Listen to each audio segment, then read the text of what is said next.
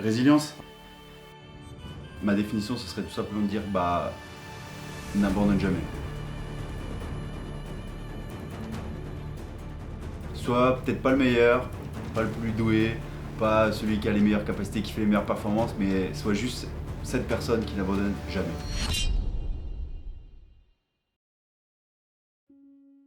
J'étais bien, j'étais en forme, je me sentais vraiment bien.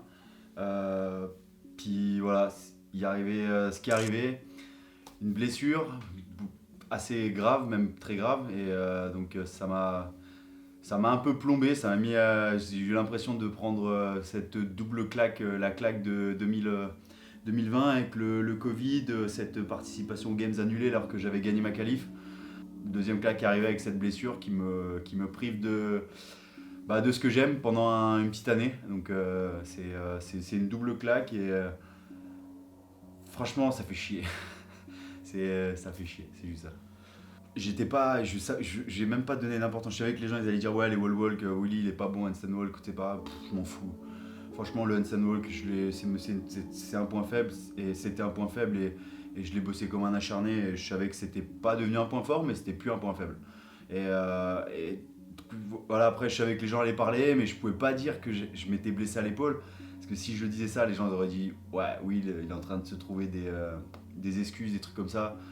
Donc je pouvais rien dire, donc je me suis dit, tu sais, dis rien. Juste garde pour toi, tu le sais.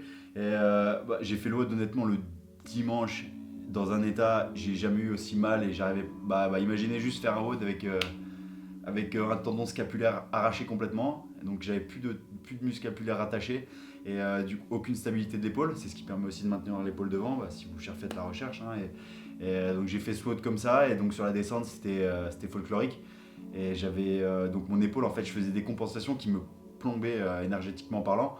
Donc j'ai vraiment souffert en faisant le WOD et j'ai serré les dents. Je me suis dit, j'y ai cru. Hein, quand ça fait un an qu'on s'entraîne, on se dit, quitte à le faire, autant quitte à avoir mal, le faire, accroche-toi jusqu'à où tu peux aller.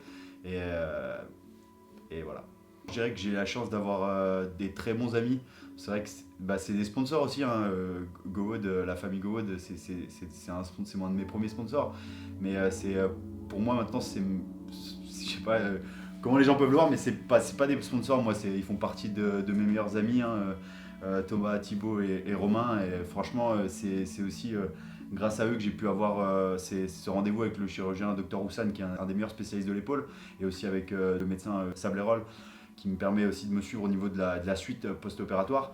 Et donc voilà, je leur dis tout d'abord merci parce que c'est grâce à eux, c'est grâce à mes amis que tout a pu se goupiller aussi rapidement. Il fallait opérer le plus vite possible pour pas qu'il y ait de dégénérescence au niveau du tendon. Donc il a fallu vraiment être rapide.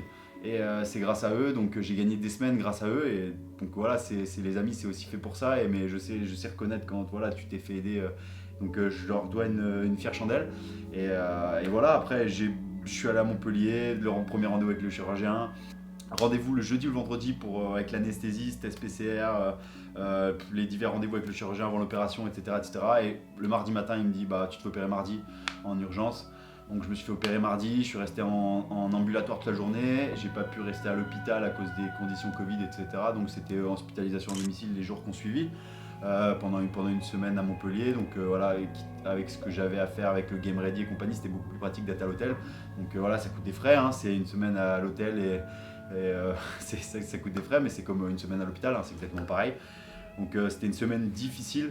Et voilà, quand on est là, on se dit putain, on est au fond du trou et t'as mal, t'es pas bien, tu peux rien faire, mais j'arrêtais pas de me dire ok, il y en a qui ont pire, mais si t'es au fond de ton trou, au moins t'es au fond et au bout d'un moment tu peux que prendre appui au fond et remonter. Donc voilà.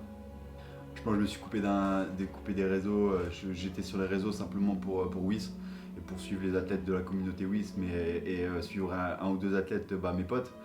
Et donc voilà, pour en citer qu'un, je suivais les performances de Pimpin.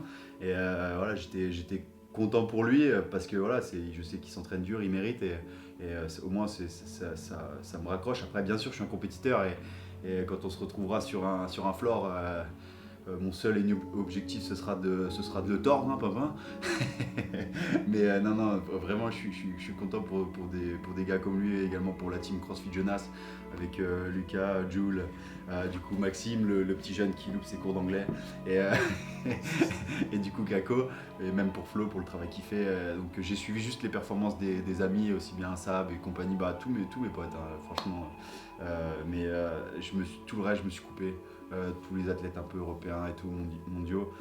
Donc après, ça fout les boules, quoi. Et je vais pas faire la langue de bois à dire ah c'est bien, tu vas rebondir, c'est cool et tout. Oui, tu as ça comme discours, je le crois vraiment, mais au bout d'un moment, t'es là, ah ça fait chier, quoi. C'est juste ça, ça te fait chier. Je me suis juste coupé, je me suis mis dans ma bulle.